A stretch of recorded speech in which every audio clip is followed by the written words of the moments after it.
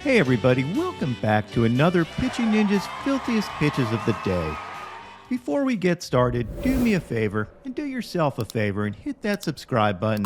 We're on the road to 100,000 subscribers and we need you on board. So hit that subscribe button. And now here are my filthiest pitches of the day. I'm going to start with Shane Bieber, whose velocity is starting to creep up a little bit and had his nasty curveball and slider working. I love this overlay of his fastball knuckle curve. You can see how well he repeats his mechanics and how nasty that knuckle curve is dropping off the plane of his elevated fastball. Bieber is a master at tunneling. Watching this game, another thing that jumped out at me is how Shohei Ohtani gets hosed by umpires. First, on this check swing, almost certainly didn't go. And then on this breaking ball that was called a strike that was way below his knees. Look at Shohei's face. He has to be the most patient man on earth. Although in his mind, he was probably doing a little Kyle Schwarber tirade. Nathan Eovaldi was nasty as usual. They don't call him Nasty Nate for nothing. And check out these overlays of both his fastball and slider and his fastball and knuckle curve. And you can see what makes him so tough to hit. They look the same and then go in different directions. Walker Buehler threw the first complete game of the entire MLB season and his first career shutout. That's hard to believe. You would think Walker would have more than one career shutout. He was overpowering and filthy. He had 10 Ks with no walks, and he pretty much had all his pitches working, including his slider, his cutter, and his changeup, which is a newfound weapon for him. He had started bringing back his changeup to his arsenal last year, and now look at how good that changeup is. This was definitely the filthiest I've seen Walker all year. A couple of relief pitchers jumped out at me. First, Camilo Doval and his nasty slider, and then these wicked sliders from Edwin Diaz. And a little note on Diaz. Since 2018, there is no right-handed pitcher in Major League Baseball that has a higher strikeout rate. Max Scherzer had 10 Ks and is so much fun to watch when he's dealing like this. This was Scherzer's 106th 10-strikeout game. He's now only 2 behind Pedro Martinez and 4 behind Roger Clemens for career 10K games. Just watching Scherzer fires me up. I mean, look at these patented spin K struts. He's a complete psychopath. He's spinning almost as fast as he spun away from me at the All-Star game when I tried to give him a bro hug. Max doesn't like being touched by hitters or ninjas. Here are a couple of overlays that show how filthy Max is.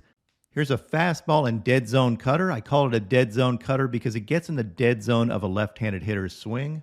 And here's his fastball and slider overlaid. Disgusting. And here's a home plate view of his 95-mile-an-hour fastball. Check out how explosive that is and how it gets on you so quickly. Most of all, when Max is dealing like this, you can't help but feed off that energy.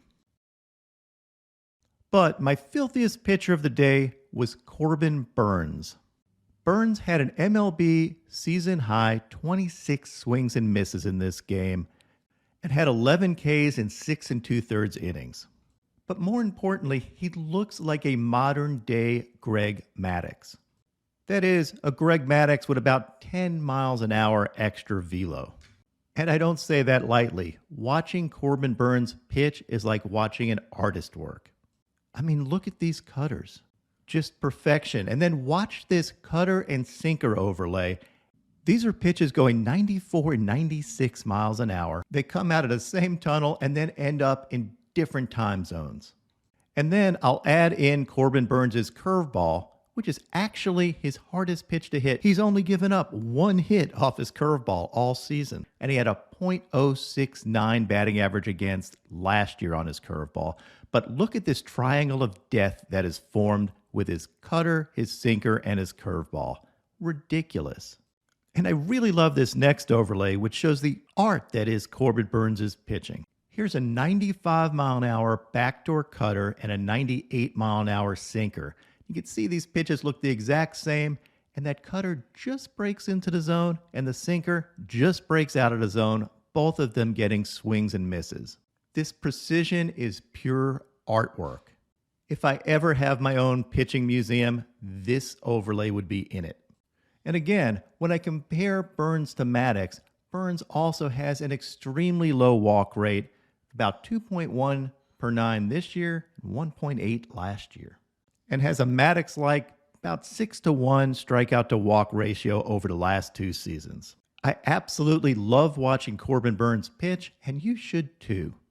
And as a bonus, here's his cutter grip from my interview with Corbin a few months ago. It looks like a four-seam fastball. When you slow it down, most of the time the hand is going to be, I guess, look more like that coming through. It's going to be slightly on the side. Some days it's more directly behind it where I'm getting a more rise cut to it. So it just kind of depends. It's kind of a different look, whatever, different points of the season. I'm gonna throw it the same off of both fingers, just with the slight, when I'm coming through on the side of it. So if I know if it's coming off both fingers at the same time, it's going to get this side access coming to it. And now my pitching ninja moment of zen. Guess what this is? Time's up. It's a wicked slider, and I got this sent to me by MLB Paint on Twitter. I love it. It needs to be on a t-shirt or a coffee mug or something, right?